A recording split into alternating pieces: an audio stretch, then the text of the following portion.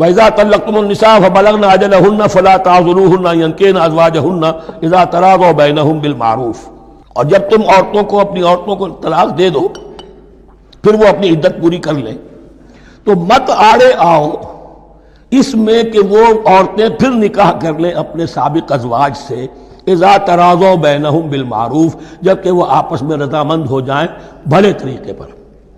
یعنی اگر طلاق مغلظ نہیں ہے، دیکھیے ایک طلاق ہوتی ہے بائن، پہلی طلاق دوسری طلاق، یہ جب تک عدت ختم نہیں ہوئی طلاق رجعی کہلاتی ہے، اس کے دوران شوہر کو رجوع کرنے کا حق ہے۔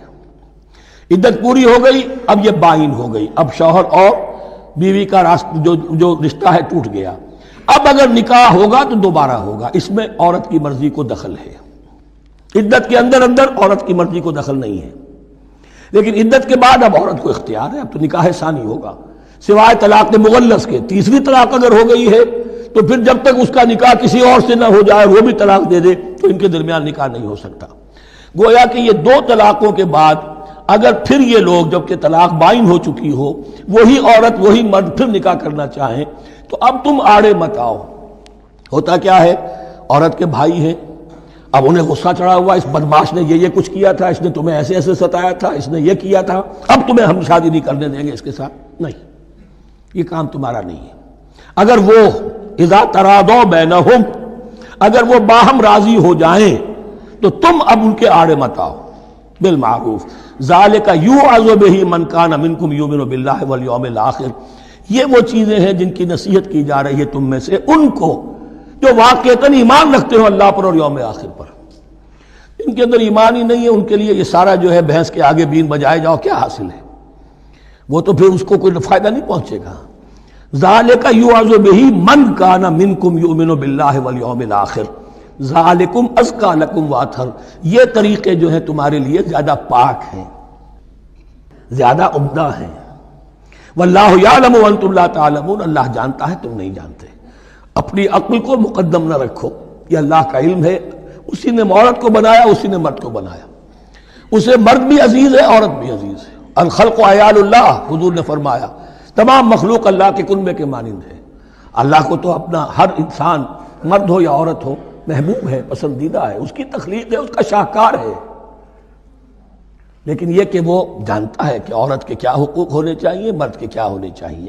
لہذا واللہ یعلم وانتم لا تعلمون والوالدات یرضعن اولادہن حولین کاملین، اور والداؤں کے لیے، ماؤں کے لیے ضروری ہے کہ وہ اپنی اولاد کو 2 سال دودھ پلائیں پورا، اور یہ خاص طور پر یہاں تذکرہ ہو رہا ہے جب طلاق کا مسئلہ ہو۔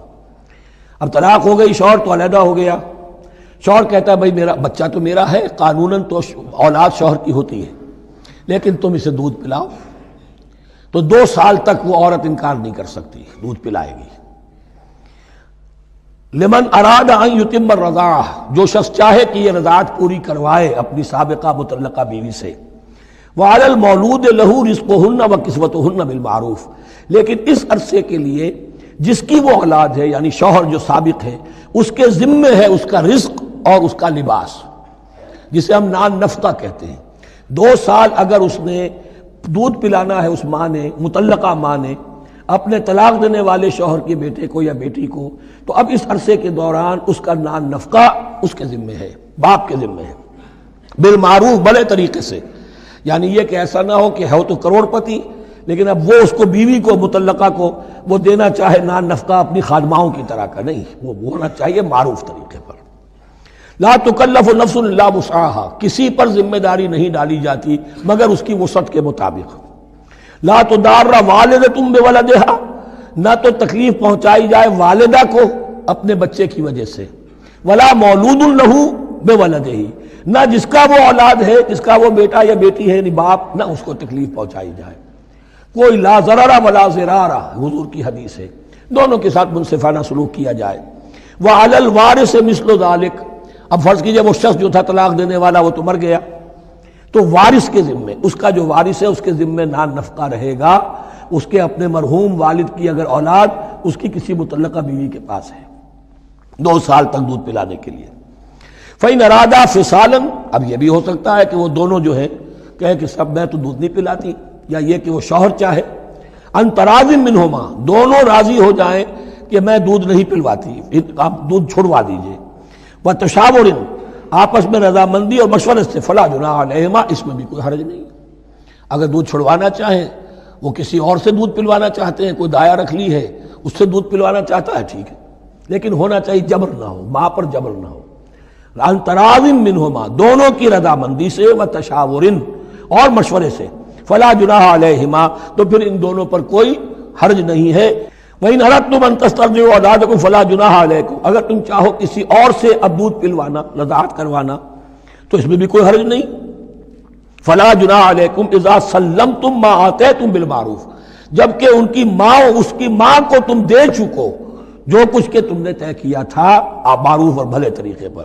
واتقوا اللہ، اور اللہ کا تقوی اختیار کرو۔ واعلموا ان اللہ بما تعملون بصیر، اور جان لو کہ جو کچھ تم کر رہے ہو اللہ اسے دیکھ رہا ہے۔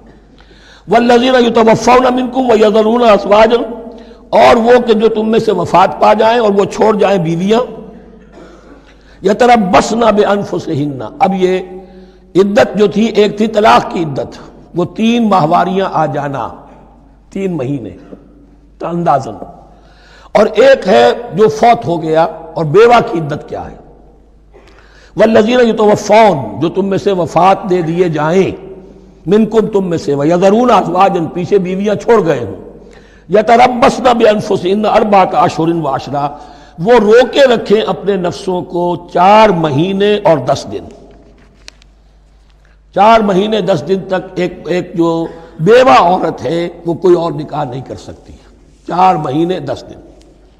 فَإِذَا بَلَغْنَ أَجَلَهُنَّ، اور جب وہ اپنی اس مدت تک پہنچ جائیں، یعنی پوری ہو گئی مدت عدت کی، فَلَا جُنَاحَ عَلَيْكُمْ فِي مَا فَعَلْنَ فِي أَنفُسِهِنَّ، تو تم پر کوئی گناہ نہیں ہے اس معاملے میں جو وہ اپنے بارے میں کریں۔